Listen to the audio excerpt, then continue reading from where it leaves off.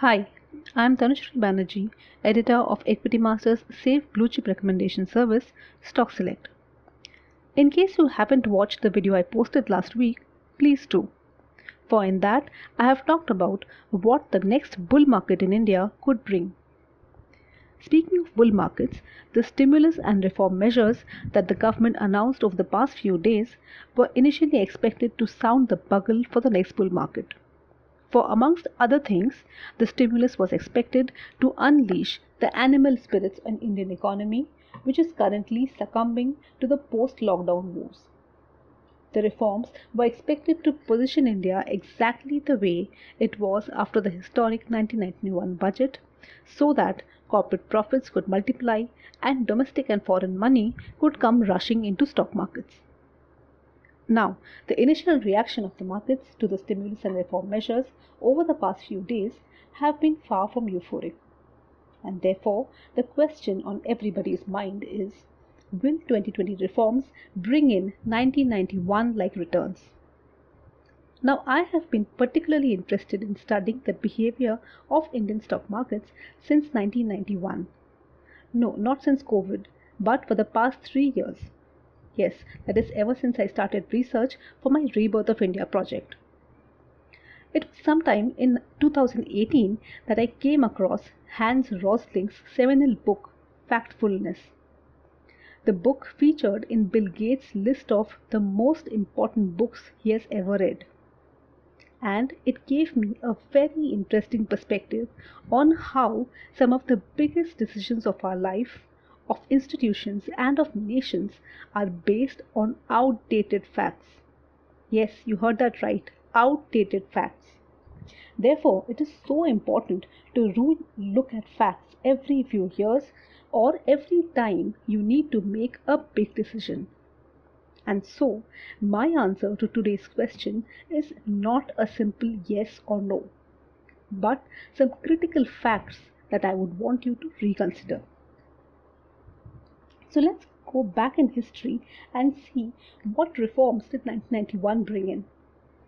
Well, as you can see, they were all very critical ones, literally laying the groundwork for a liberal economy.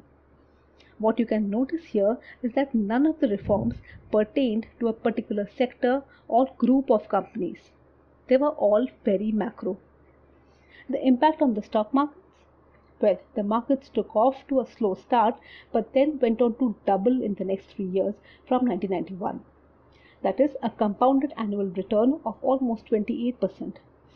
Definitely something investors today would love to aspire for. But are the reforms of 2020 as encompassing? The answer is no. The recent reforms have been primarily made to address some critical issues in sectors like agriculture, mining, defense, etc. Of course, some of these are very meaningful reforms and were long called for. They may even bring about a structural change in the Indian economy. But the gains from these reforms would be visible only over a long period of time. So what are the chances of stock markets reacting promptly to these reforms? Now here's something you need to keep in mind. The 1991 reforms were in response to a balance of payment crisis. A crisis that was hurting the economy on a larger scale, but hardly impacting every business, every household, or every individual, unlike the situation now. So unlike 1991, today we are already seeing a structural shift in income levels, business models, spending habits, liquidity, and cost of funds. Not just that, to address cash flow concerns, companies have put their capex plans on hold. So growth plans are literally in the back burner. If we look beyond the top 20 companies, the share of the others in overall profits have shrunk dramatically over the past 5 years. And if you thought that markets are currently very cheap, you couldn't be more wrong. The current Sensex P is in fact higher than that of 1991 and several other phases of market crashes. Plus, going by the past market crashes, a further downside cannot be ruled out.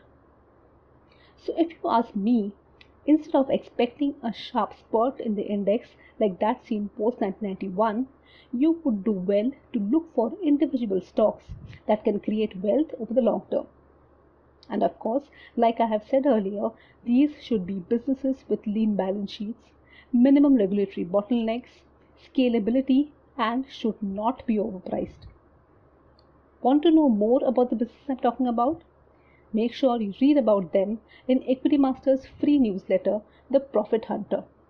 And do share your thoughts on the 2020 reforms and the gains therefrom in the comment section of this video. Take care. Thank you.